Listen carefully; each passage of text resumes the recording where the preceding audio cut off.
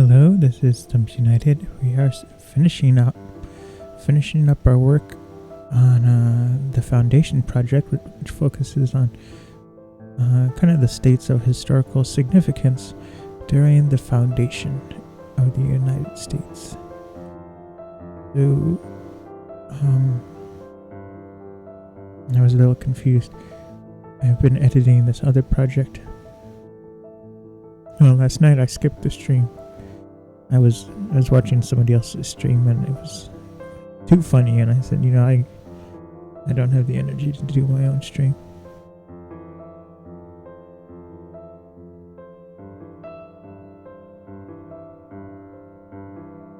But so well, you can't see it, but I organized the JVC footage, and so after we finish editing, we will just select those, because they're 3D photographs, so you could edit them in Lightroom, but I don't want to because it's complicated.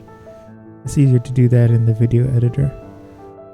But so we have rural Pennsylvania, and we'll start there. We only have really two things to do. We have rural Pennsylvania and Washington DC left to do.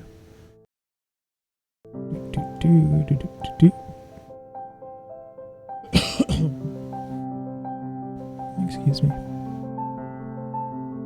I got this new coffee. Well, I didn't get it. It was a Christmas gift for my sister. I actually got 2 bags of coffee. I got one that is chocolate, that has chocolate and peppermint in the coffee. It's ground coffee, and so I tried it and it was really good. But not only that, I have become the mint, meaning that, I don't know, you know how like when smokers smoke, they have a certain smell, like the smoke comes out of their skin? Or if you eat a pizza, you like smell like garlic?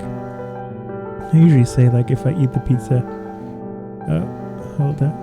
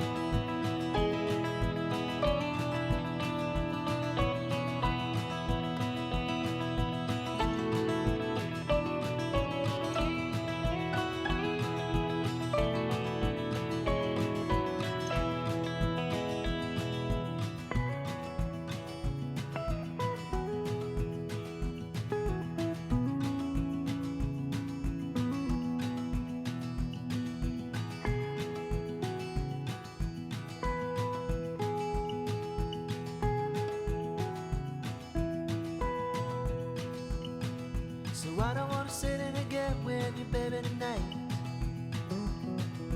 I don't wanna love, I don't wanna fight. I don't wanna have to tell you all the things I know. I don't wanna stay, but I don't wanna go.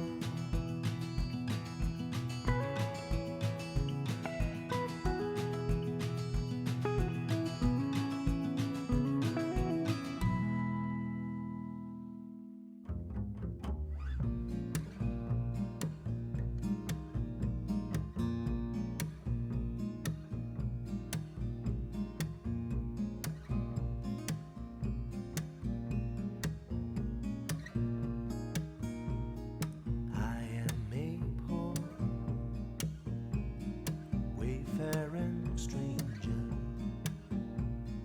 traveling through this world of war. There is no sickness, toil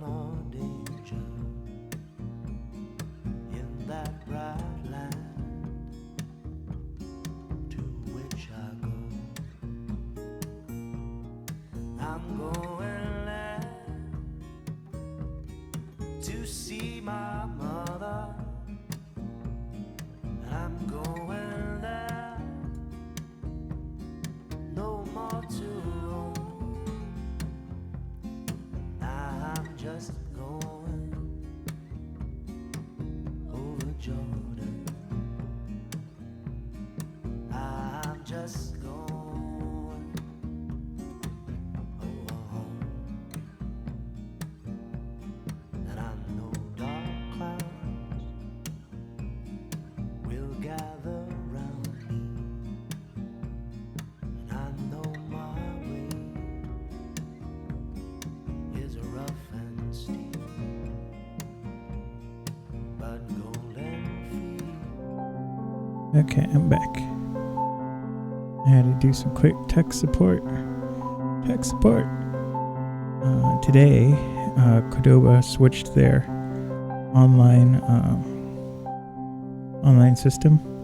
So old Qdoba cards, like the cards for points. If you get 3,000 points, once you get 3,000 points, you can get a free meal, a burrito or a bowl or a taco, set of tacos. And so with my family, that's pretty good because there's 5 of us, usually 6. And so when we go all get a meal, like a burrito, I think is 300 points. So it stacks up fast. And my mom was trying to get sign up to the new system, but they said, oh, you need a new password. They emailed her the link and it just doesn't work. It says click here to change your password, and it does not work.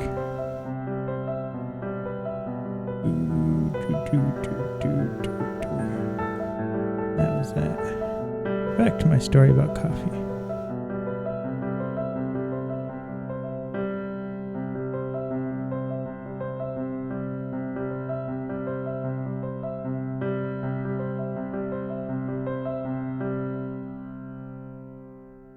Gonna be a problem child.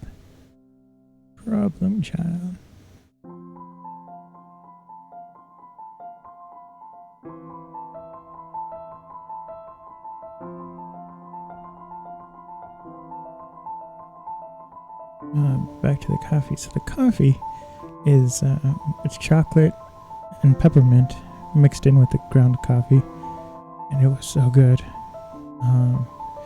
I drank a lot of it with the French press, and then towards the end, I was drinking it as an espresso, putting it through the espresso machine.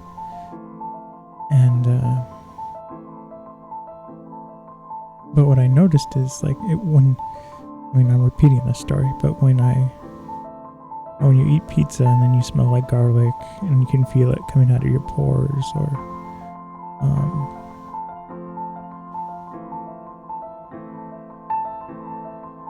it's like things like that, it just feels like it's coming out of you. That's what happened with the coffee. It was like I have become, usually when I eat pizza, if I eat it for lunch, by the time it's nighttime, I'm like, I have become the pizza. I smell like a pizza. I feel like a pizza. But so with the coffee, it was like I smell like mint and I feel like mint. And so that's pretty funny. You gotta watch what you eat. But it feels like wherever it is in my body, it's stuck in my sinuses or something, because every time I breathe, I can smell the mint. And I was like, I don't know where the coffee goes in your body. That's something you have to look out for. And so I finished this 3 or 4 days ago, and I still smell the mint, while I breathe. We actually finished that. We edited these. Now we just have Washington, D.C.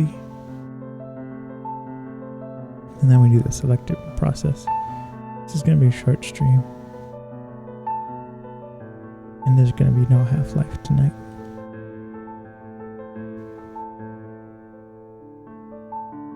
But I switched. So the whole point of the mint story was to tell you about this other coffee I got, which was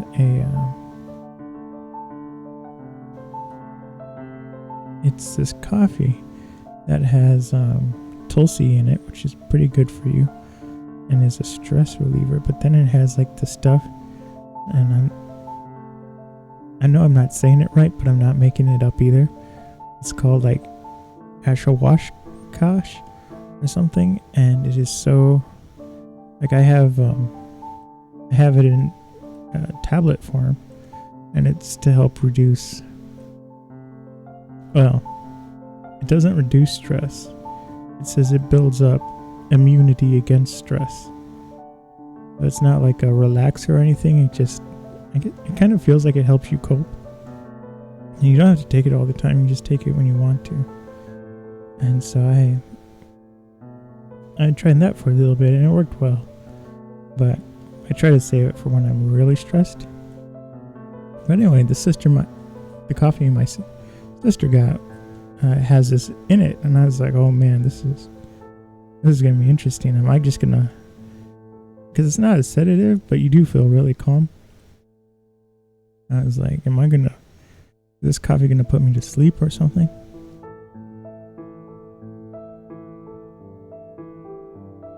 And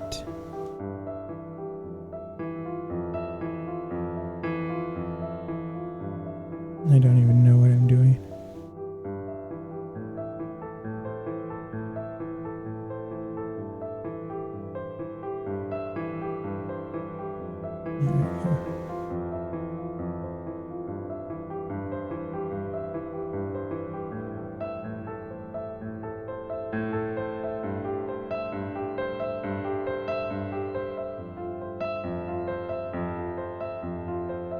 I kind of discovered this new way of editing, doing the settings. It gives me a wider range of lights and darks, and even like over here in the shadows, there's still a lot of range and detail that gets pulled out. And so that's why I said, what am I doing? Because I kind of went back to the old ways of editing, and I was like, yeah.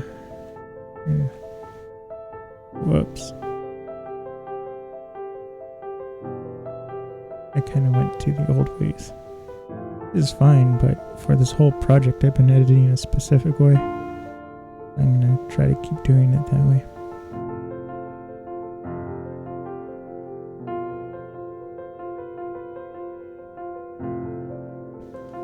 Okay, so I synchronized the settings, and we just make minor adjustments now. And I just copies and pasted the settings for the first photograph I edited. And so now we're just going to be searching for complications.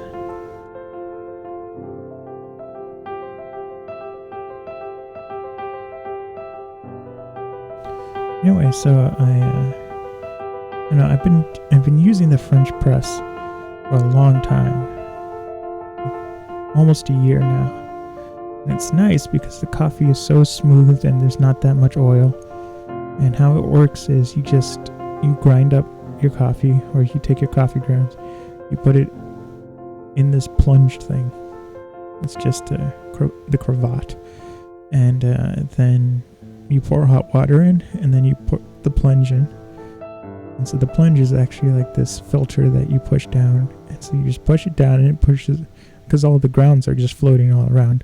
And so you push the plunge down, and it puts all the coffee at the bottom, the coffee beans and grounds. And then the whole rest of the pot essentially is coffee. And so there are a lot of arguments. Some say that it's actually more caffeine than espresso, which I can believe. But because even though espresso has like 75 milligrams per ounce, you only drink like 2 or 3 ounces, whereas this has 150 milligrams per 8-ounce cup, and that makes like 3 cups. And so I've been doing that. And so what I do is I wake up, I make the coffee, I drink 1 cup, and then I'll start working on something, or I'll play a level of a video game. Something for like 20 minutes to let the first cup kick in. And then I do another cup, and it's a speed boost. And then I usually leave the last half a cup. And the reason why it's 2 cups and a half is because I have big cups. A normal cup, it would be like 4 cups of coffee.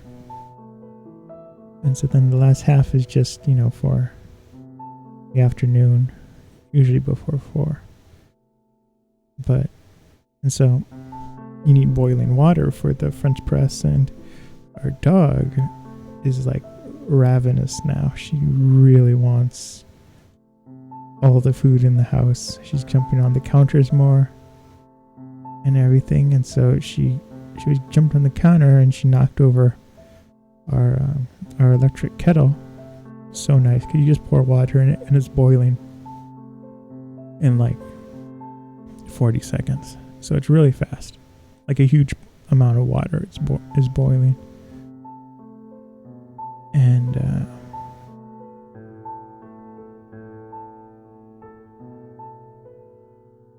anyway, so she knocked it over and it cracked.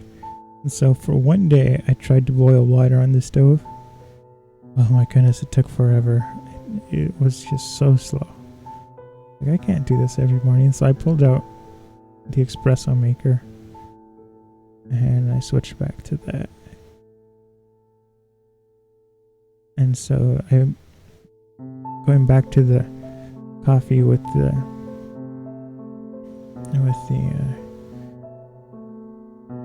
kind of relaxing supplement. So I put that in the espresso maker, and I was like, I hope this works out well. We'll see. But it was like I feel great. I feel relaxed, but I have energy. And like, I've just been doing things. And what I noticed is, switching back to the espresso, I drink like 4 ounces, I think. It's either 4 or 5 ounces, which is a lot. But I do it all at once. And so that, like, I don't need any extra coffee throughout the day, which is nice.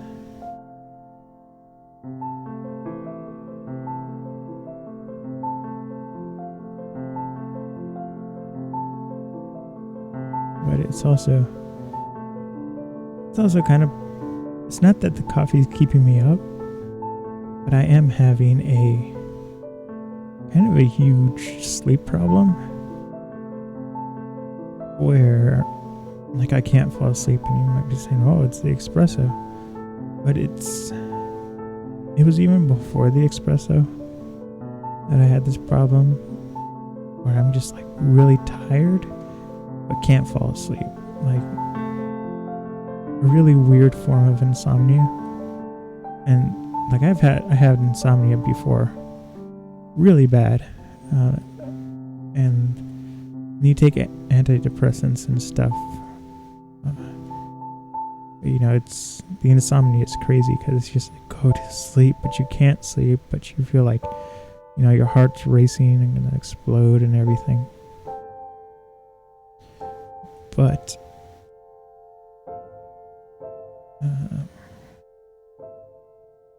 anyway, so like, what I've learned and what I've read online is, if you can't sleep, like, you kind of know you can't sleep. And so they said, don't lay in bed, because what can happen is your brain will start to associate the insomnia with your bed, and then your bed will kind of slowly never feel comfortable. Well, the insomnia might, become part of the routine of your being in your bed. And so what I do is, like, I don't have a TV in my room. I have a projector, and I just I have my Xbox 360 connected to it, and I either just drive, I play Hot Pursuit on the 360, the Need for Speed Hot Pursuit, and it has a mode where you just drive. You drive all day, all night. There's no race. You just drive throughout the whole world, and then I do that.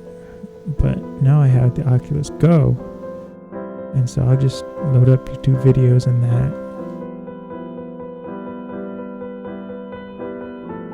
And so then,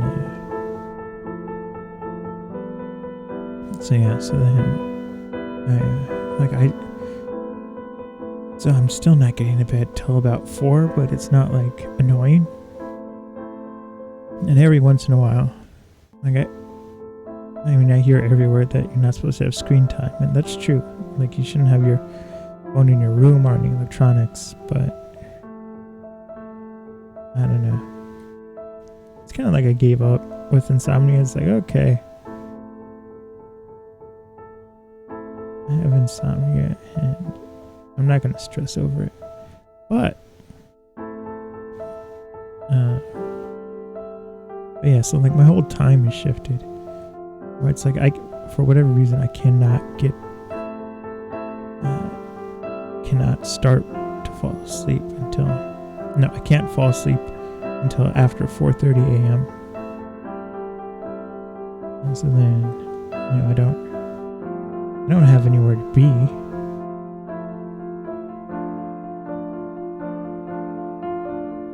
And so I just, sleep. Like, this one day I slept until like 3:45 p.m. And it's like, that's the worst, especially in winter, because you wake up and it's like, oh, look, the sun is setting. It's already time to go back to sleep. I'm slowly getting it under control and shifting back to normal human being hours. But the good news is that I'm still getting everything done that I need to. I finally had time to reorganize my room and everything. I did that, and it's nice and clean. Today I vacuumed and swept, and like right now my room feels so nice. Everything's organized, and it's like, wow, I didn't realize how like stressed out I felt because my room was a mess.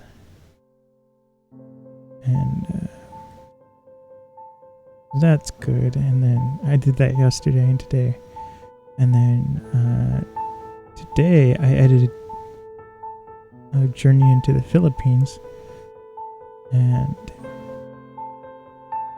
I mean, like, that went really well. Last night I sorted through about 700 photos. And then I edited them all during today, and I already uploaded them to the store and everything. So it happened really fast. But I've been focusing mainly on the video editing, because there's so much more video for that project than photographs. But yeah, the photos were really easy to do, and part of that is getting older and a little bit more experienced. But what else? Oh, I uploaded the Winter at the Falls series. So it's on Photations. It's not public yet. But what happens is I release everything first on Patreon. And then it usually comes to Twitch first publicly, and then it will be archived on YouTube. Except the only way it's not really kind of archived is when it's that photo is out of focus. Is when it's like experimental photography, and that's 3D or VR. And there's a lot more VR coming up.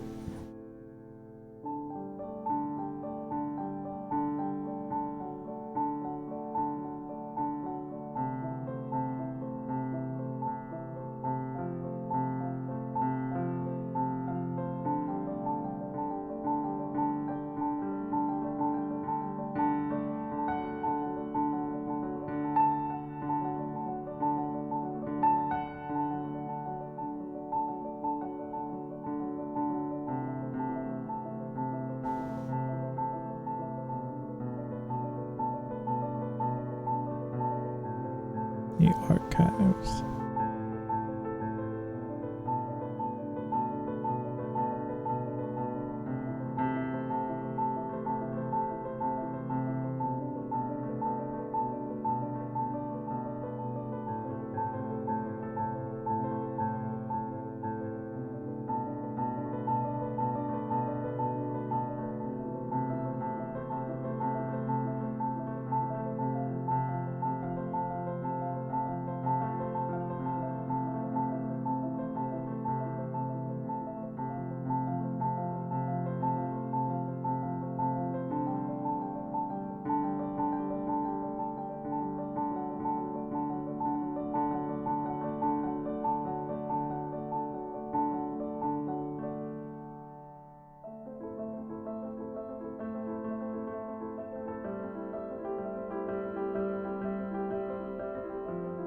And this is actually shot through the window. This is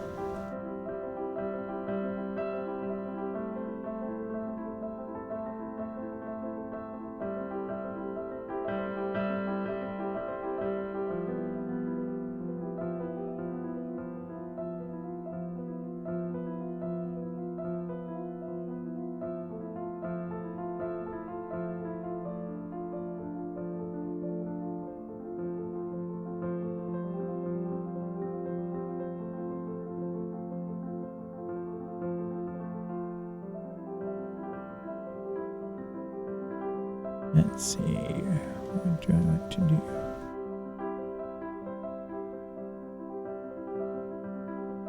That's it.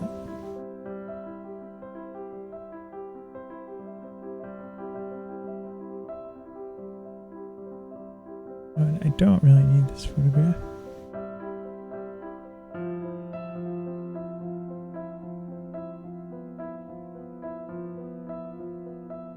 Run that away.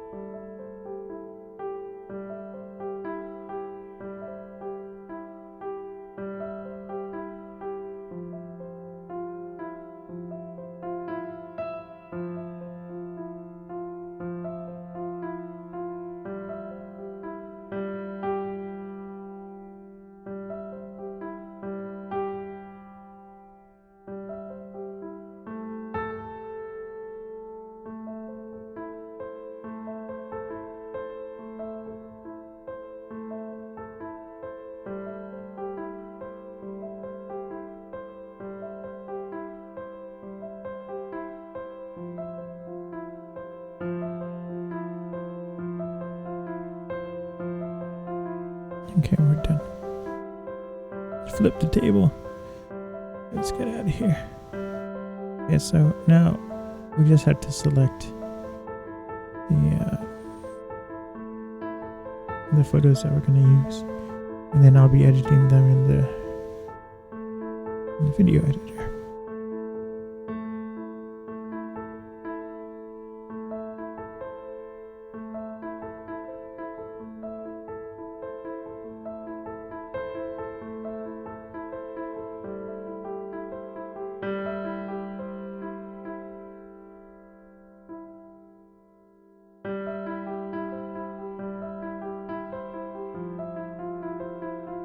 These are just photos I took as we were driving, sitting in the passenger seat. I'm starting to do more often. When I went to California for my grandmother's funeral, there were a couple of times just weird places we had to go, pick up stuff, and I just took photos along the way as I was in shotgun.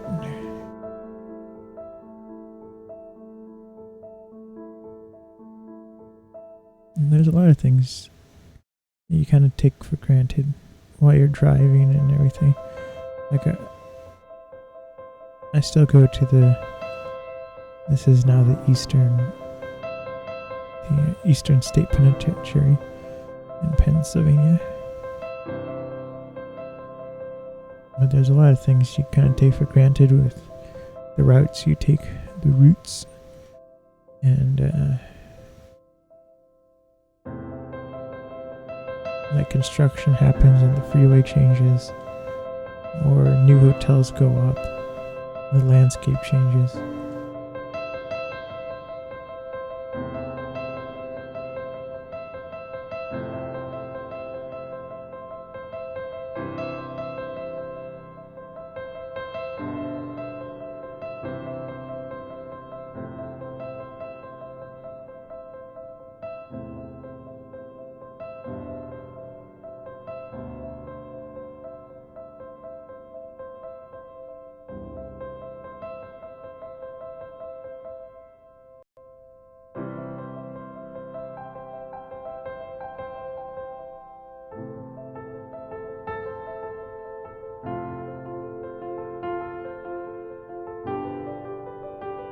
And got some radiators.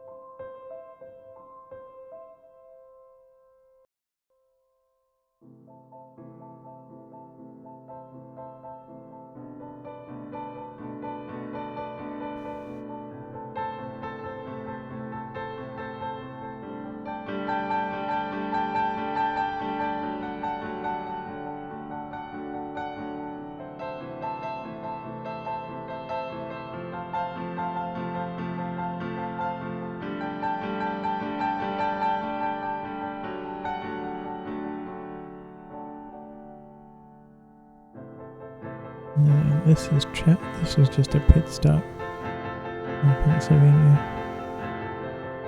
And it has some driving photos.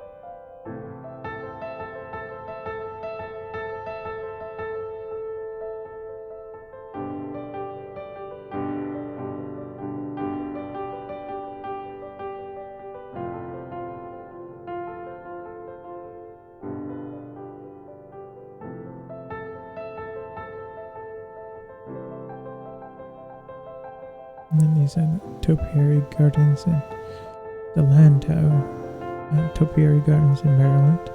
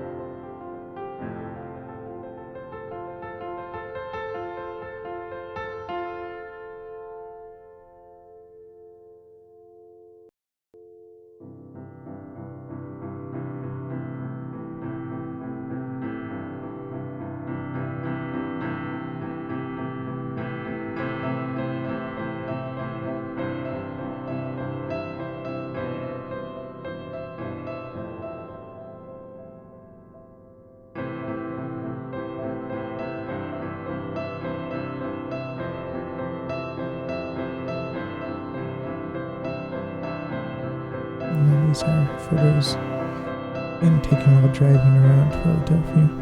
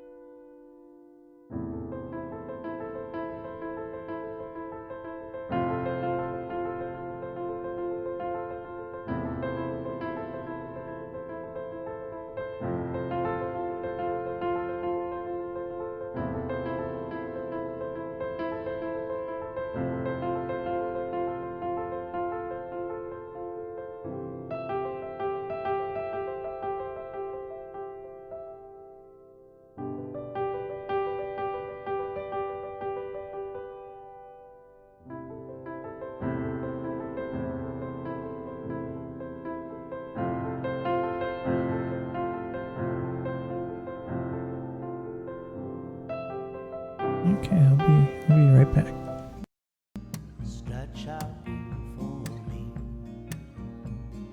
Where weary eyes no more will meet. I'm going there to see my father. I'm going there no more to roam. I'm just going over Jordan. I'm just going over home.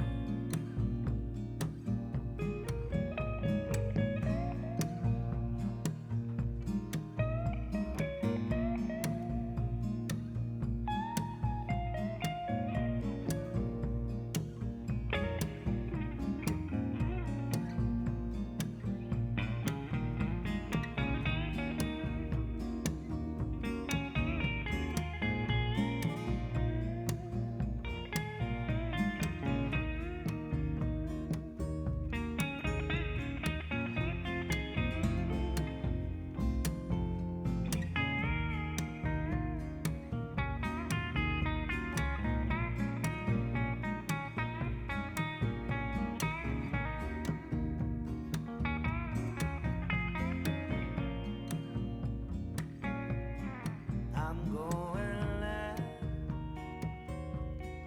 to see my brother. He said he'd meet me when I come.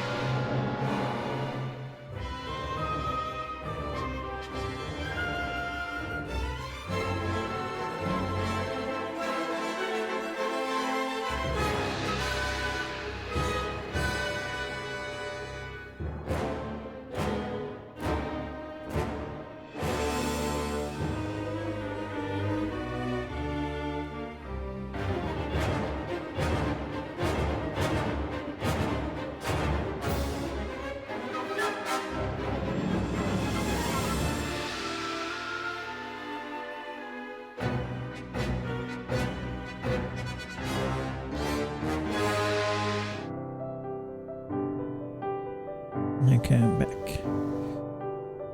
We're going to be ending the stream soon.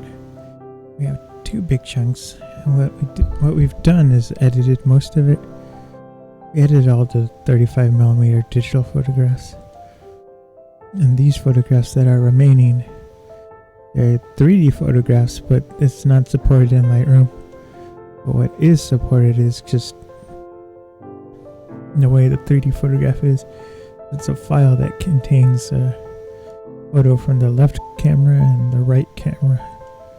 And so what I do is I have a program that takes those images out of the one file. And so Lightroom can look at the one file and say, okay, it's a JPEG. But it can't handle it's called a multi-picture object, I think.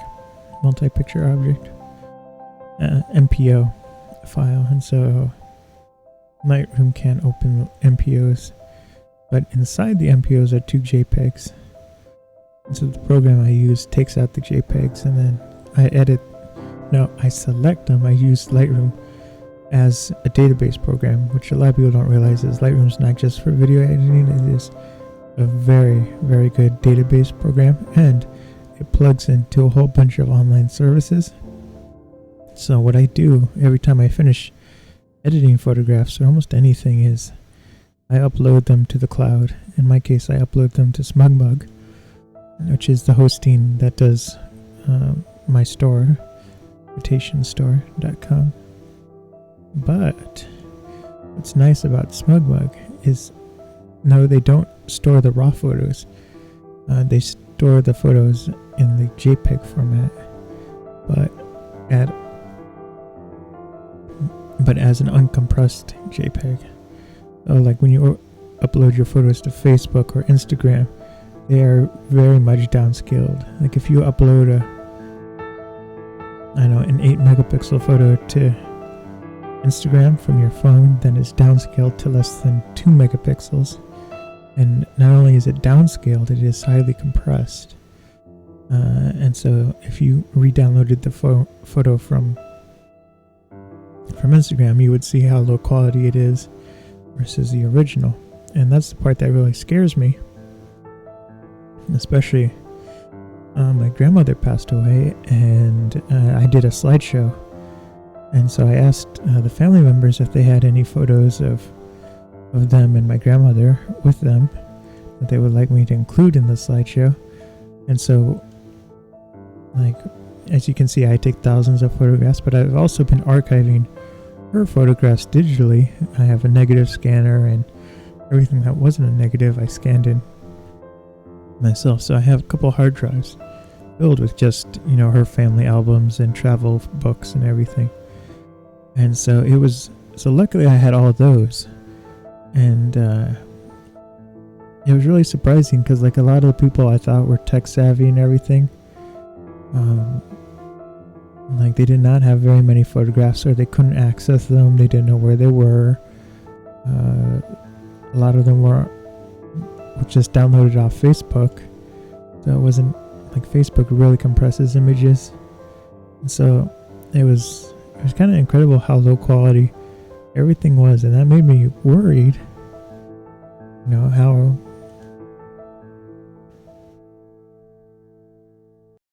I guess nobody really knows file management anymore, and everyone's all gung-ho with the cloud, and it's just like, yikes, big yikes, bro, as they say. And so what's different with SmugMug is that it's uncompressed. So if I upload a 10 megapixel, a huge fat 10 megapixel image from Lightroom to SmugMug online, it is still a fat JPEG. What I mean by a fat JPEG is JPEG has different levels of compression. So even though it is a compressed format, you can have it at a very high quality. And so it's good for once you edit your photos to export them as JPEG, because that's the final edit, that's the final form. You don't need the raw file. Like, you should always back up your raw files just in case, but once your edits are done, you don't need that in RAW. You can export it as a JPEG. And so that exported full resolution photo that's been edited, and that's what SmugMug takes, and it takes it directly from Lightroom, so you don't have to export it from your computer and then upload it through the web browser. SmugMug has a program that has a plugin to Lightroom, and Lightroom just automatically exports it to SmugMug in their database. So I'll put the link in chat.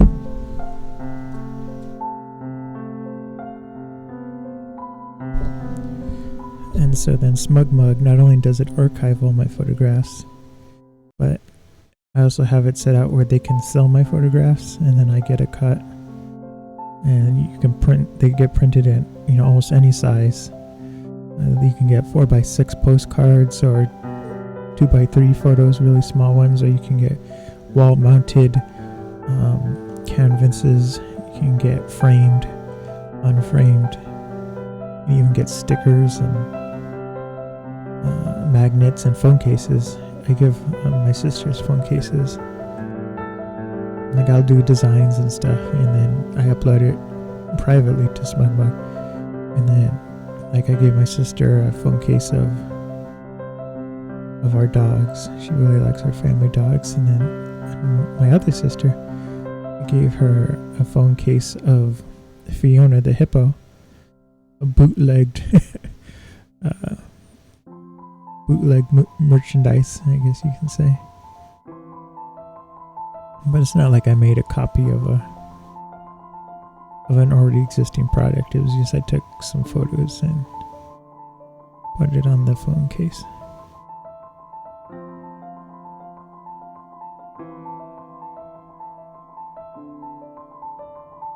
So this is Washington, D.C. And we're just driving around.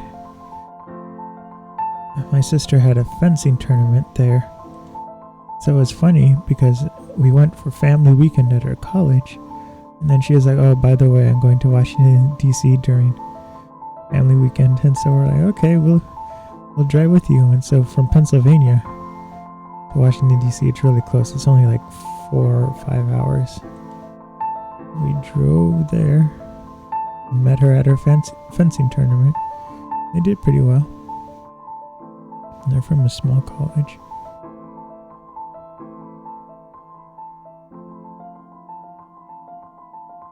There's the Pentagon, corner of it.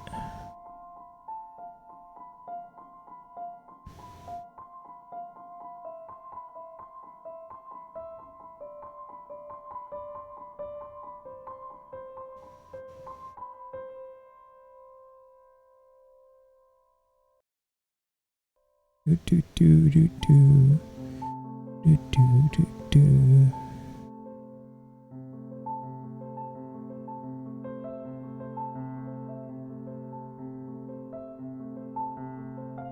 You know what? I'm gonna unlike that photo and like the one right next to it. I don't need the no parking sign. So going back to these photos being 3D, so what I do is I select them in Lightroom, and then I export them and I use them kind of as templates. And then I wrote this software that plugs into my Linux boxes, and then once I upload the edit to the Linux box, it renders it. And that's nice because I can continue to stream and use my computer while the Linux boxes do all the hard work. And they're really inexpensive computers. I build them out of used parts. At the time of me building them, they were about $250 in parts. But like now, if I bought the exact same specs of computer, you could get them for like $120. I've recently started playing around with ordering used servers. What's nice about used servers is the resale value is horrible, because nobody wants to buy an old server. You know, servers need to be the fastest to handle the most processing and everything. So once a server is 2 or 3 years old, it's like the price drops, and there's not a market for servers, because there's the big corporations, and then there are the people who gets not quite home servers, but they do web development stuff and programming and stuff. And so then like once the large corporations, like they get all new servers, they get them by the hundreds and thousands, then all their old ones have to go somewhere. So I've just discovered them on eBay and stuff. And so there's this, so what I do is I order Blade. And the way Blades work is it's still a server, but they're supposed to be in an enclosure. And so an enclosure, it's just like a big box, and the box can hold like 30 blades, and that's each little server. I mean, they're not little, but you slide like 30 different units into it, and then the enclosure controls all of them. And so doing that, you could have like maybe like the blade I just ordered has 12 cores. So if you have 10 of them, then an enclosure will have 120 cores. And so the reason why I ordered the blade is because it's cheaper. but you have to work hard on them because the enclosure costs about $3,000. Even the used ones, and they're really expensive because it's for big data processing and everything. So what I do is I order the blade by itself, and eventually I'm going to post a how-to on my blog. But there are ways you can get the server to run not in the enclosure, and so because that's usually it's designed to run in the enclosure, and a lot of people online will say, oh, you can't have it run outside of the enclosure, it's impossible. But it is very possible, and because it's designed to be an enclosure and nobody really buys them, they're like really cheap. And so the 12 core, the server I bought is a 12 core processor. It has two 6-core processors, Xeon, and then it came with 24 gigs of RAM. 24, and 2 hard drives, two 300 gigabyte serial attached storage, which is different than SATA, but it and I got all that for under $130. Like, that's it. And so right now I use it as a Linux box. It's an actual server, not like an old desktop. And like it's rendering the 4K black and white photography, the medium format photography we edited live on from photos from Mexico. So it's rendering that, and it's rendering quite a few of them, but it's also rendering at the same time the journey into the Philippines and Southeast Asia, which is not one I've edited live. I've aired it as a produced content, but I didn't edit it live. I actually edited a lot of while I kind of took my break from streaming, I've still been editing and working on photography and everything, but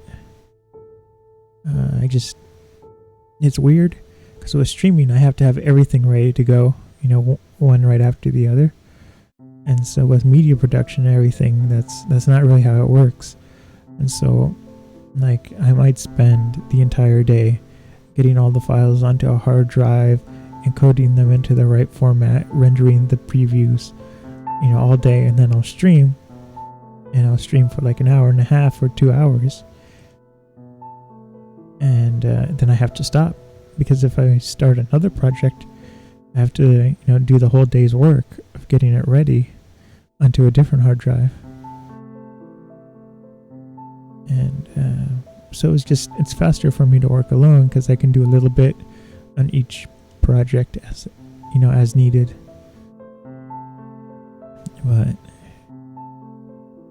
and also because of that, I do have a few hard drives that are already set up now that we can switch back and forth from. But before, it was like early day editing, and it wouldn't have been nice to stream, because it was like I'll do a half hour of this, then take a break, go clean up outside or something like that, and then come back and edit more.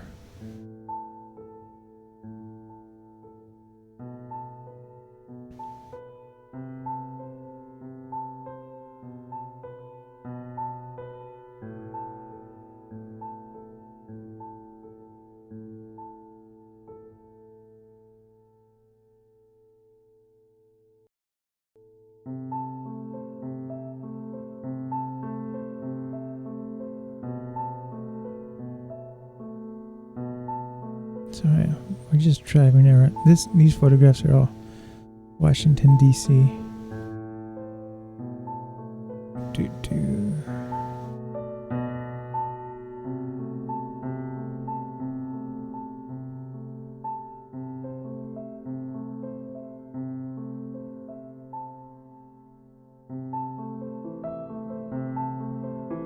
I was kind of having problems with the camera, because right now where we are, I'm taking photos at the White House. But the camera would start to lag, like right as we pass an opening for the White House to take a photo. And so my mom was driving, but I was on the side window, taking the photos on the passenger side. You got the police.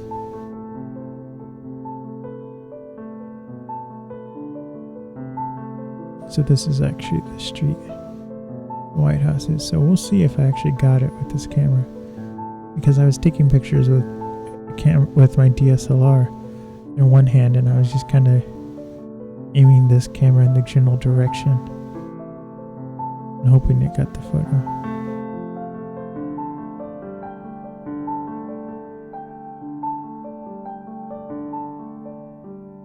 There we go.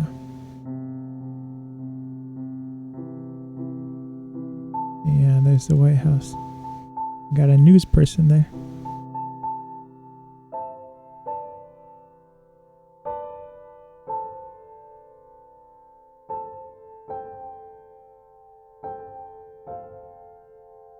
I got the Tesla shop.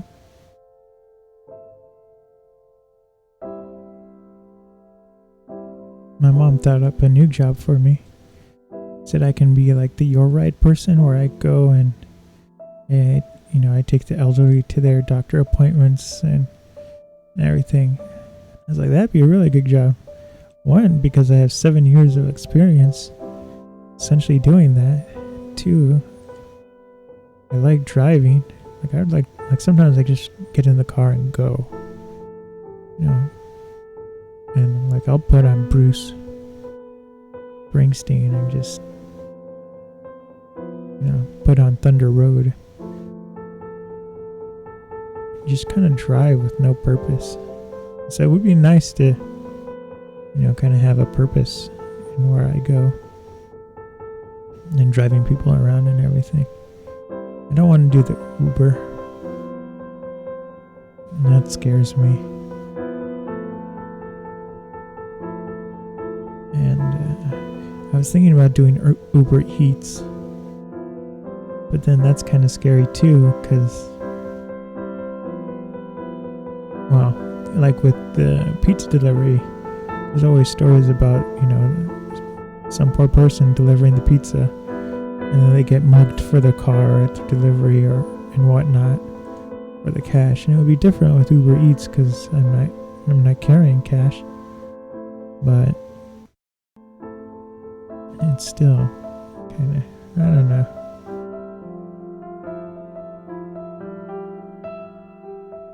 So I'm gonna look up what I would need to do to become a driver. Oh man, we just finished. Oh yeah. Let's see.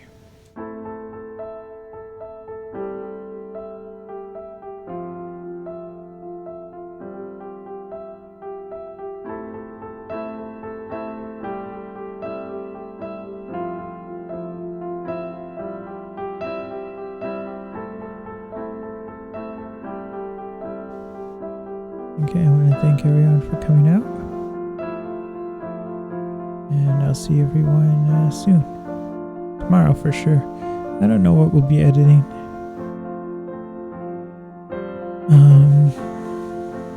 I guess it depends what I have on the hard drive at the time, what's available to edit on the hard drive.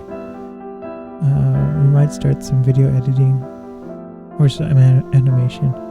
But we'll see. I want to thank everyone for coming out. I'll see everyone tomorrow. I'm going to host Nagasaki if she's online. Bye.